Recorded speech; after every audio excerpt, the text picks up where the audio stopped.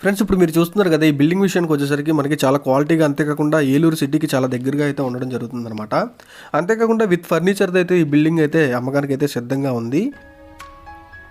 అంతేకాకుండా చాలా క్వాలిటీగా, అంతేకాకుండా లుకింగ్ ఎపీరియన్స్ కూడా చాలా నీట్గా అయితే ఉండడం జరుగుతుంది. చాలా క్లాసీ లుకింగ్ ఎపీరియన్స్ అయితే ఈ బిల్డింగ్ అయితే కన్స్ట్రక్షన్ చేయడం జరిగిందనమాట. ఇక్కడ మీరు చూస్తున్నారు కదా, ప్రజెంట్ అయితే మనం అంతా కూడా హాల్లో అయితే ఉండడం జరుగుతుంది. అంతేకాకుండా ఇది 2 BHK ఇండిపెండెంట్ హౌస్ ఫ్రెండ్స్. ఇది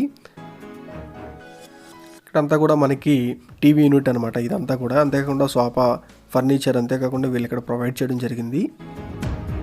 ఏలూరుకి మెయిన్ ఏరియా సెంటర్స్లో అయితే ఈ బిల్డింగ్ అయితే అమ్మకానికి అయితే ఉండడం జరిగిందనమాట. ఏలూరు వంగైగూడెం క్యాన్సర్ హాస్పిటల్కి దగ్గరగా అయితే ఈ బిల్డింగ్ అయితే ఉంటుంది.